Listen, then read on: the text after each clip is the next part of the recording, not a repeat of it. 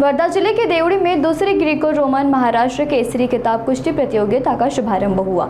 इस प्रतियोगिता का उद्घाटन सुधीर मुनगंटीवार के हाथों किया गया, जबकि इस मौके पर राजेश बकाने, समीर कुनावार और दादाराव केचे भी उपस्थित रहे। राज्यसभा में 42 टीमों और करीब 400 पहलवानों ने इस प्रतियोगिता में भाग लिया है।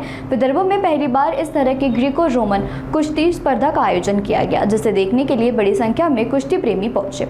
इस आयोजन को रामदास ताड़से नेतृत्व में सफल बनाया गया। आज प्रतियोगिता का फाइनल मुकाबला खेला जाएगा, जिसमें विजेताओं को 2 किलो चांदी का गद्दा भी दिया जाएगा। साथ ही विजेता टीम को अखिल भारतीय स्तर पर और आगे राज्य कृषि प्रतियोगिता में भाग लेने का अवसर मिलेगा।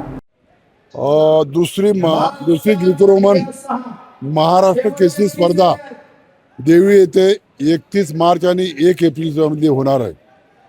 आज या महाराष्ट्र केसरीचं उद्घाटन झालं आहे।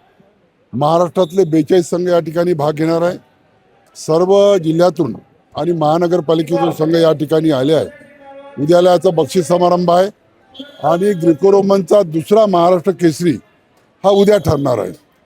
या ठिकाणी त्यांची सर्व राहण्याची जेवणाची सर्व व्यवस्था या ठिकाणी राहणार आहे।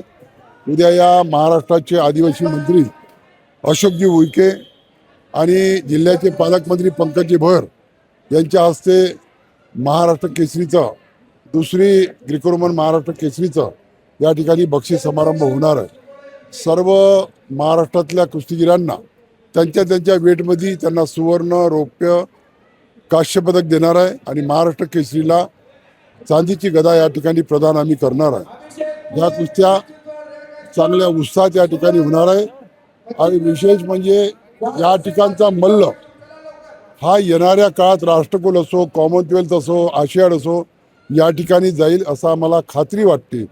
कारण या ठिकाणी झालेले कुस्त्या आता ऑल इंडिया कुस्त्यामध्ये स्पर्धेमध्ये भरती खेळणार आहे। त्यानंतर कॉमनवेल्थमध्ये या ठिकाणचे खेळाडू जाणार आहे। खाशाबा जाधव नंतर या महाराष्ट्राला ऑलिम्पिकमध्ये वैभव आतापर्यंत आलं नाही, पण महाराष्ट्र कुस्तीगीर संघाच्या माध्यमातून हे वैभव लवकरच येईल असं मला पूर्ण खात्री आहे।